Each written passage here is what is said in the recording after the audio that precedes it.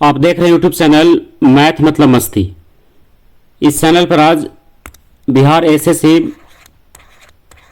के inter level का एक टेस्ट सीरीज देखेंगे।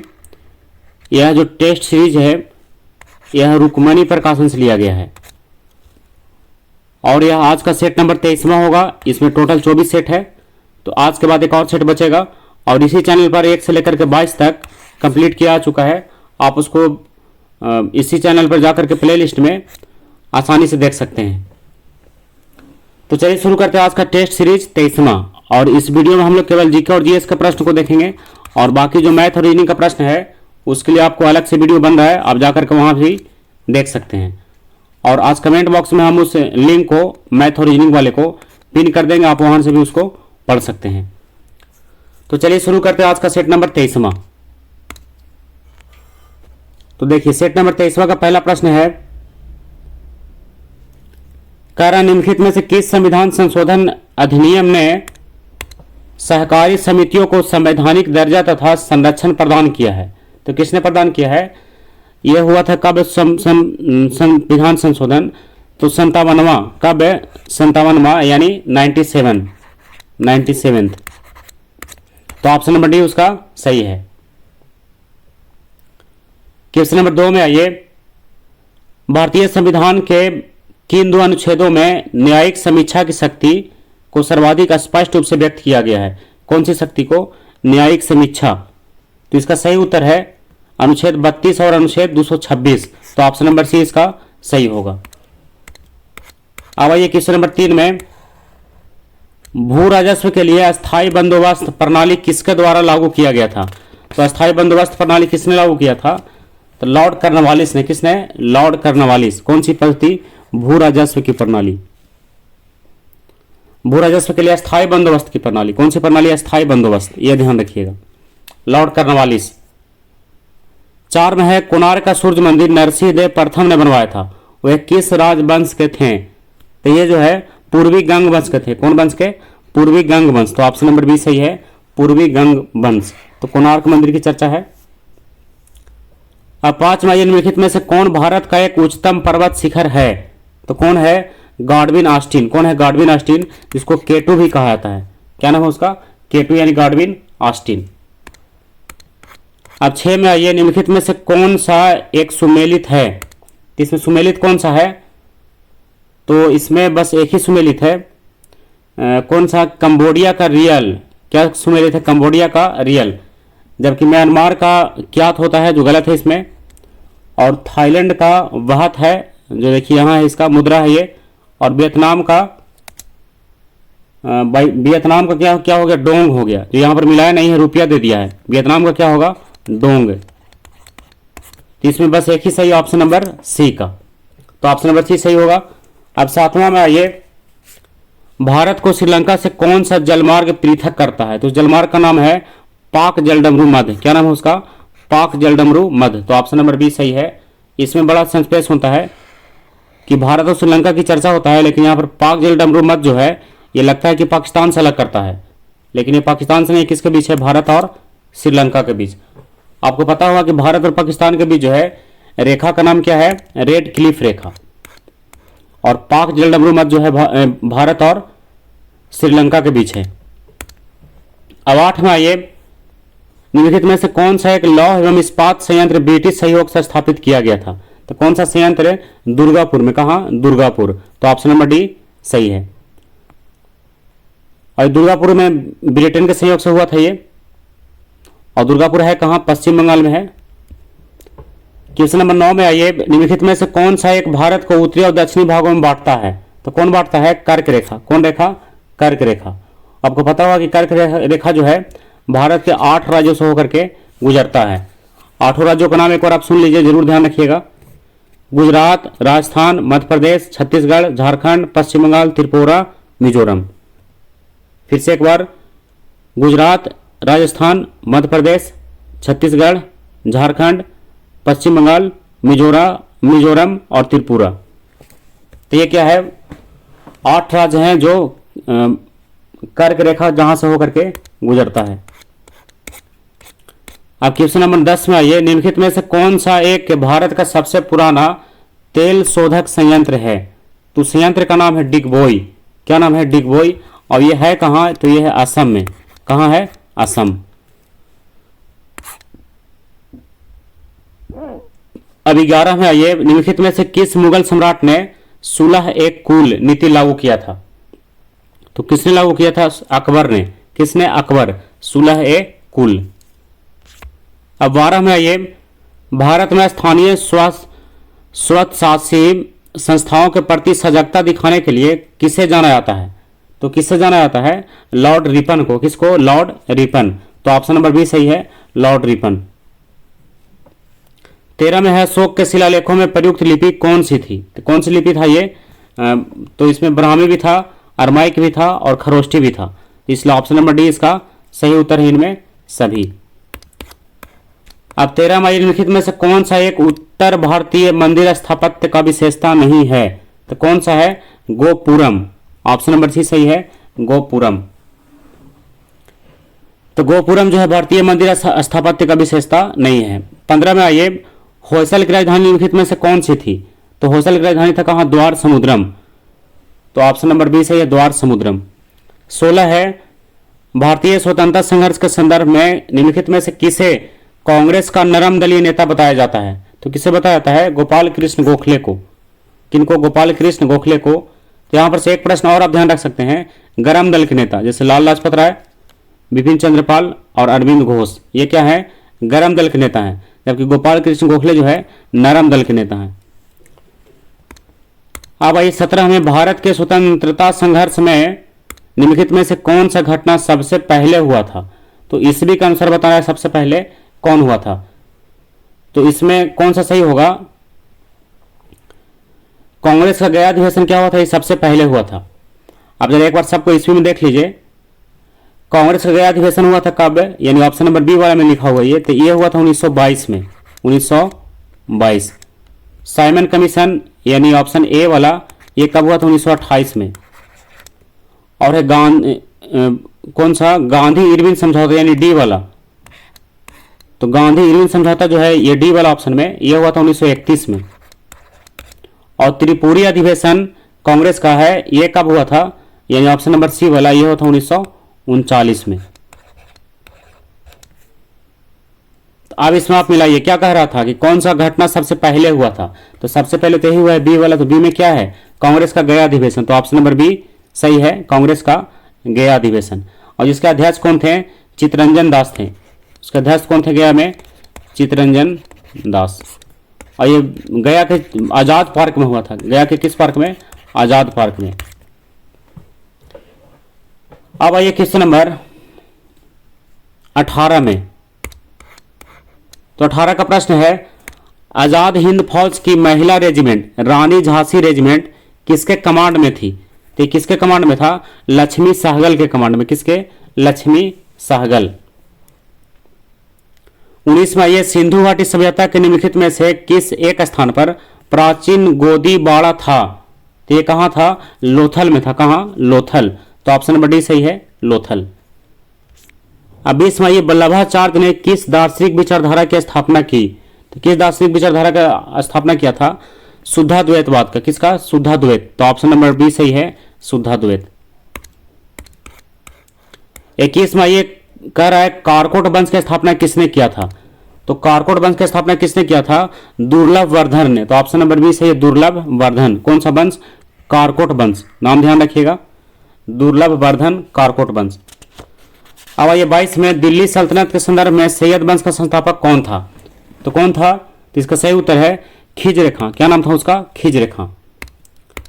अब 23 में आइए, निम्नलिखित में से कौन सा भारत के प्रथम विधि मंत्री थे?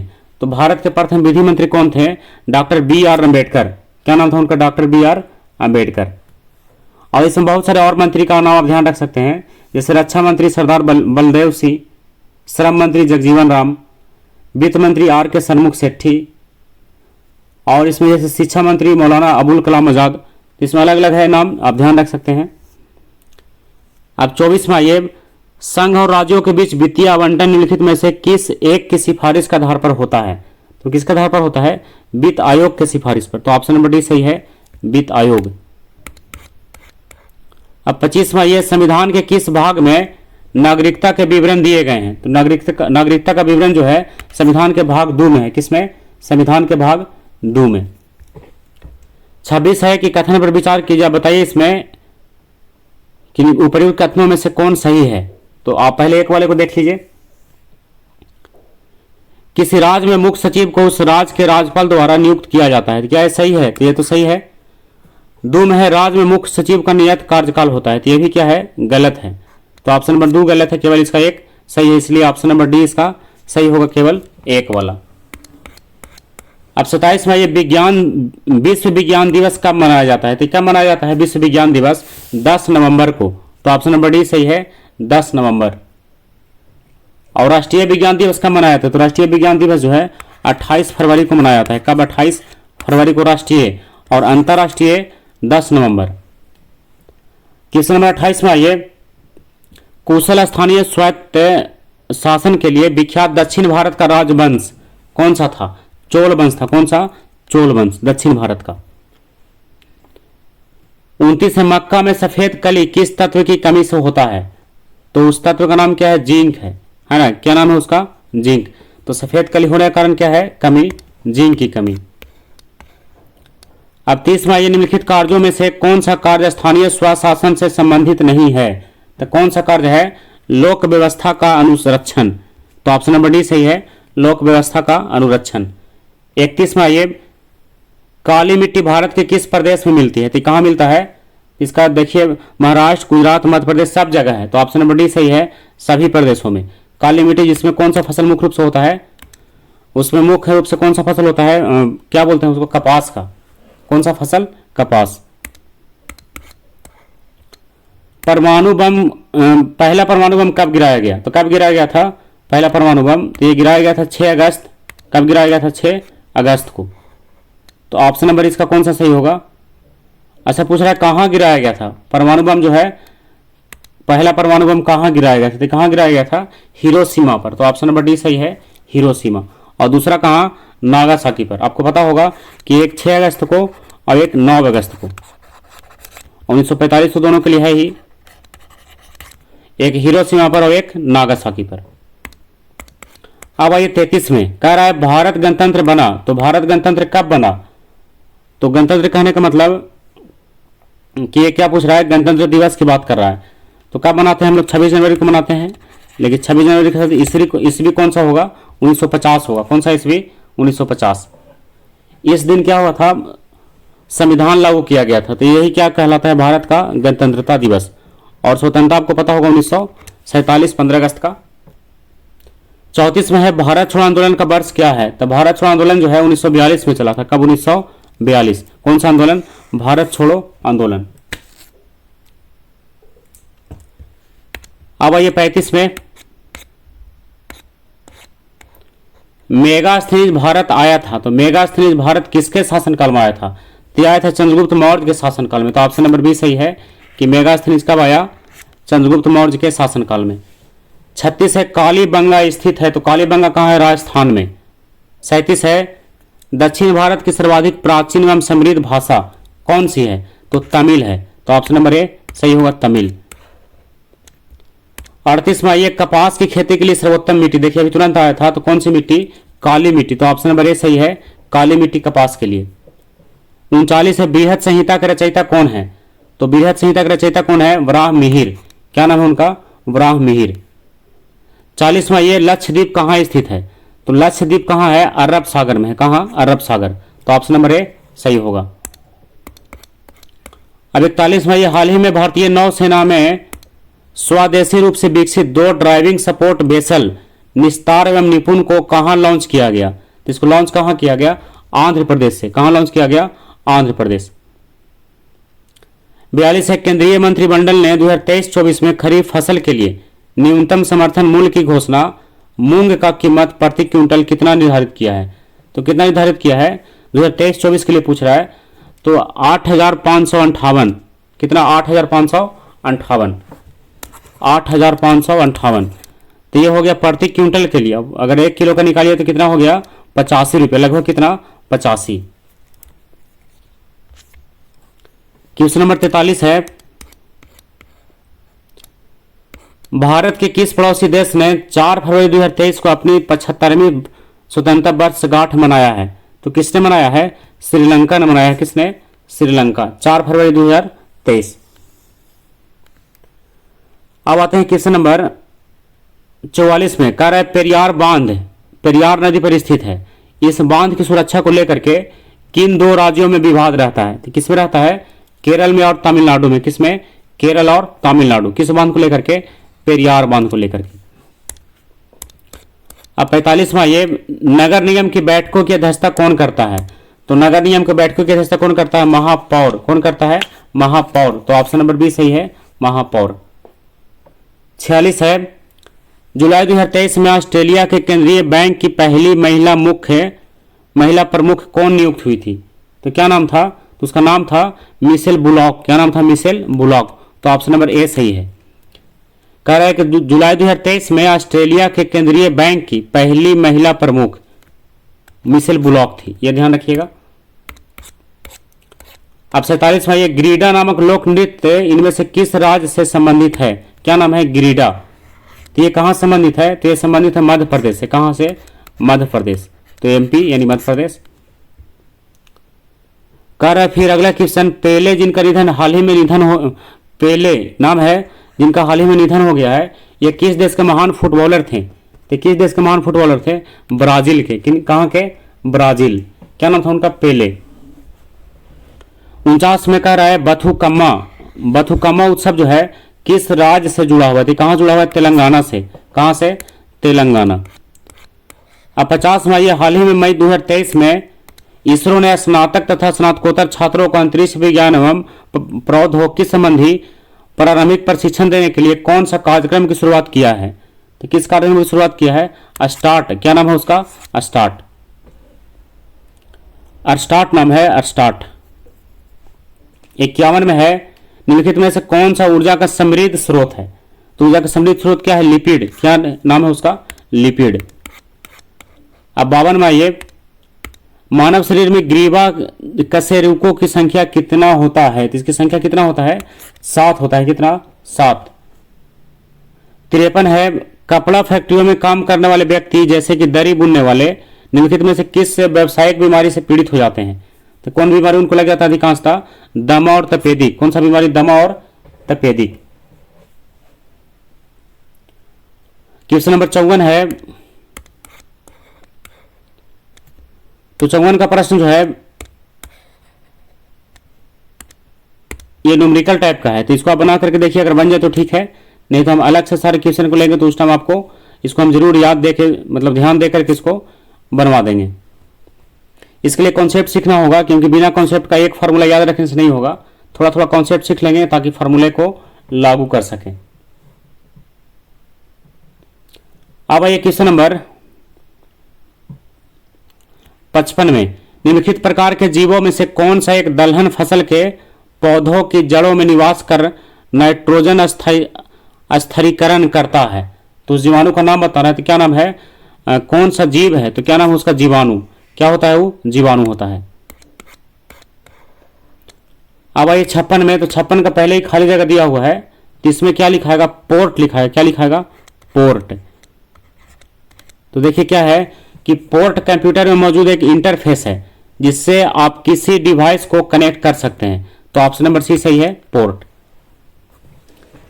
57 है, धान के खेतों में निम्नलिखित में से कौन सी गैस सर्वाधिक मात्रा में निकलती है? तो कौन सी गैस सबसे ज्यादा निकलता है? मीथेन। कौन सा गैस? मीथेन। तो ऑप्शन नंबर बी सही है, डी नहीं, ऑप्शन नंबर बी मीथेन। कौन सा गैस? मीथेन। 58 में ये निम्नलिखित विकिरणों पर विचार कीजिए। तो पहले इसको विचार कीजिए, उसके बाद कह रहा है कि घटते हुए तरंगदैर्घ्य के आधार पर इनका विन्यास लगाइए, मतलब इसको सजाइए। तो पहला इंफ्रारेड यानी अवरक्त किरण, गामा किरण, पराबैंगनी किरण और माइक्रोवेव। अब क्या है इसका कौन सा क्रम? घटता हुआ क्रम जो है कौन सा होगा? तो देखिए घटते हुए क्रम इसमें कौन सा होगा? तो सबसे पहले होगा इसमें माइक्रोवेव, यानी ऑप्शन नंबर यही लिखते हैं, उसको भी मिलाएंगे ऑप्शन में। पहले 4 होगा और फिर होगा इंफ्रारेड यानी अवरक्त किरण 1 होगा, और फिर होगा पराबैंगनी यानी 2 होगा, और फिर होगा गामा किरण। फिर क्या होगा? गामा किरण। तो इसमें हो गया 3, यानी 4 1 2 3। क्या हो गया? 4 1 2 3। तो आप चलिए ऑप्शन में 4 1 2 3 कहाँ है? देखिए 4 1 2 3 कहाँ मिल रहा है? तो ऑप्शन नंबर इसका ए मिल रहा है, 4 1 2 3। आप इसको जरूर ध्यान दीजिएगा। 59 है, कोबाल्ट ऑक्साइड कांच को कौन सा रंग प्रदान करता है? तो कौन सा रंग प्रदान करता है? हरा रंग, गहरा नीला रंग। कौन सा रंग? गहरा नीला। तो ऑप्शन नंबर सी सही है। ग्लूकोज से एथिल अल्कोहल बनाने में किस उत्प्रेरक का प्रयोग किया जाता है? तो किस उत्प्रेरक का प्रयोग किया जाता है? जाइमेज का। किसका? जाइमेज। तो ऑप्शन नंबर ए सही होगा। अब 61 में, क्रायोलाइट किस धातु का अयस्क है? तो क्रायोलाइट जो है एल्युमिनियम का है। किसका? एल्युमिनियम। बॉक्साइड, कोरंडम, क्रायोलाइट, तीनों नाम ध्यान रखिएगा। Bauxite, corundum, cryolite. तो यहाँ क्रायोलाइट है तो किसका है? एल्युमिनियम का। तो एल एल्युमिनियम का। अब 62 में आइए, सन 1921 में अल्बर्ट आइंस्टीन को नोबेल पुरस्कार निम्नलिखित किस कार्य के लिए दिया गया था? तो किस कार्य के लिए दिया गया था? तो प्रकाश विद्युत प्रभाव की क्वांटम सिद्धांत से व्याख्या करने के लिए।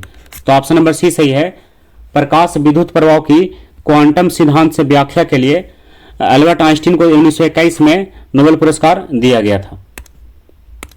अब आते हैं 63 में। तो 63 का भी क्या है? न्यूमेरिकल टाइप का है, तो आप इसको देखिएगा, नहीं तो बाद में फिर हम इसको जरूर बताएंगे।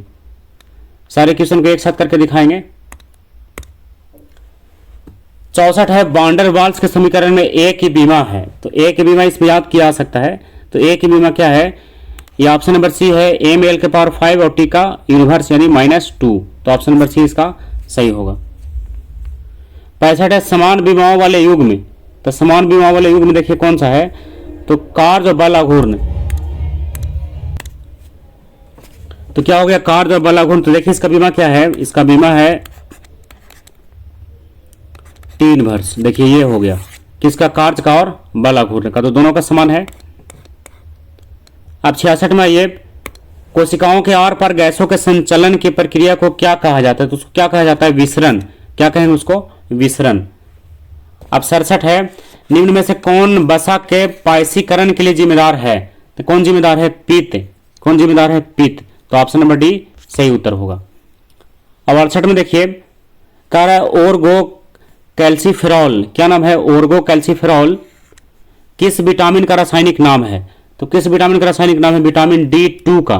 तो ऑप्शन नंबर बी सही है, विटामिन D2।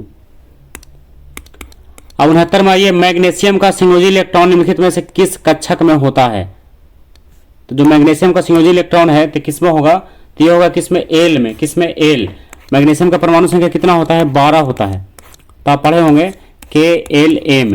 तो 2 8 2। तो ये किसमें है? लास्ट वाला एम में है। तो इसका आंसर हो गया एम कक्षक। अब 70 में आइए, कह रहा है कि द्रवित ब्यूटेन एवं आइसोब्यूटेन का मिश्रण क्या कहलाता है? तो द्रवित ब्यूटेन और आइसोब्यूटेन का मिश्रण क्या कहलाएगा? LPG कहलाता है। क्या कहलाता है? LPG, लिक्विफाइड पेट्रोलियम गैस, जिसमें मुख्य रूप से ब्यूटेन ही पाया जाता है। 71 है, कह रहा है क्लोरोमाइसिटिन का प्रयोग किस रोग के उपचार के लिए किया जाता है? तो किसके उपचार के लिए किया जाता है? टाइफाइड के लिए। तो ऑप्शन नंबर बी सही है, टाइफाइड। अब आइए 72 में, एक अवतल लेंस के मुख्य अक्ष के समानांतर स्थित वस्तु से निर्गत प्रकाश की किरण अपवर्तन के बाद लेंस के उसी तरफ किस बिंदु की ओर झुकती हुई प्रतीत होती है? तो किस बिंदु पर झुकता हुआ दिखेगा? तो ये मुख्य फोकस की तरफ झुकता हुआ प्रतीत होगा। अब 73 में आइए, मनुष्य के शरीर के किस भाग से इंसुलिन का स्राव होता है? तो इंसुलिन कहां से निकलता है? अग्नाशय से। कहां से? अग्नाशय से यानी पेंक्रियास से। 74 है, क्या नाम है? पेलाग्रा। क्या नाम है इसका? पेलाग्रा नामक रोग जो है किस विटामिन की कमी से होता है? तो किस विटामिन से? तो विटामिन B3 की कमी से। कौन सा बीमारी होता है? पेलाग्रा। अब 75 में आइए, पशुओं का फुट और माउथ रोग किसके कारण होता है? क्या नाम है? फुट और माउथ रोग। तो यह किस कारण होता है? विषाणु के कारण। तो ऑप्शन नंबर बी सही है, विषाणु। बहुत इंपॉर्टेंट प्रश्न है, foot and mouth. Foot and mouth. Foot and mouth किसके कारण? वायरस के कारण यानी विषाणु के कारण। तो अब इस प्रकार क्वेश्चन नंबर 1 से लेकर के क्वेश्चन नंबर 75 तक जीके और जीएस का प्रश्न था, तो सारे प्रश्न को हम लोग क्लियर कर चुके हैं जीके और जीएस वाले को। इसमें कोई न्यूमेरिकल टाइप का बच रहा है तो उसके लिए अलग से हम वीडियो लाएंगे, आप केवल अभी कंप्लीट करते जाइए इसको। और फिर मैथ और रीजनिंग का भी हम बताएं कि इसमें जो चैनल पर चल रहा है उसको आज पिन कर देंगे कमेंट बॉक्स में, तो आप वहां से देख सकते हैं। और इसमें आपको पता होगा कि कुल प्रश्नों की संख्या 150 होने वाला है पीटी के लिए, जिसमें 75 प्रश्न जो है जीके और जीएस से और 75 प्रश्न जो है मैथ और रीजनिंग से है। तो दोनों का इंपॉर्टेंट उतना ही समान रूप से कहिए, यानी जीके जीएस का भी और मैथ और रीजनिंग का भी। तो मैथ और रीजनिंग के लिए तो अलग से हो रहा है, लेकिन इसमें जीके और जीएस के लिए आपको बताए थे कि स्पीडी नामक बुक को अभी आप पढ़ सकते हैं। किसको? स्पीडी, जो रेलवे के लिए स्पेशल है। हम इसको कई वीडियो में बताए हैं, लेकिन आप इसको बीएसएससी के लिए भी देख सकते हैं। तो चलिए आज का वीडियो यहीं समाप्त करते हैं। अगला वीडियो जो है इसका सेट नंबर 24वां होगा, लास्ट वीडियो। और इसमें ये सेट जब खत्म हो जाएगा तो उसके बाद फिर से हम किरण प्रकाशन का सेट, जो इस चैनल पर आपको 4-5 सेट अभी किया हुआ है मिलेगा, जो 4-5 सेट को हम कंप्लीट किए हैं। और बाकी इसमें 20 सेट था तो और सेट बच रहा है, तो उसको कंप्लीट करेंगे। और उसके साथ साथ एक खान सर के द्वारा भी एक सेट निकाला गया है बिहार एसएससी के लिए इंटर लेवल का, तो उसको भी हम लोग कंप्लीट करेंगे। तो आप उसके लिए भी तैयार रहिएगा, बहुत जल्दी इसको हम शुरुआत करेंगे। तो अगला वीडियो होगा इसका तो 24 बच रहा है अभी, 24 के बाद फिर किरण प्रकाशन का होगा, और उसके बाद फिर खान सर वाला जो बुक है उसका वीडियो हम लोग कंप्लीट करेंगे। तब तक के लिए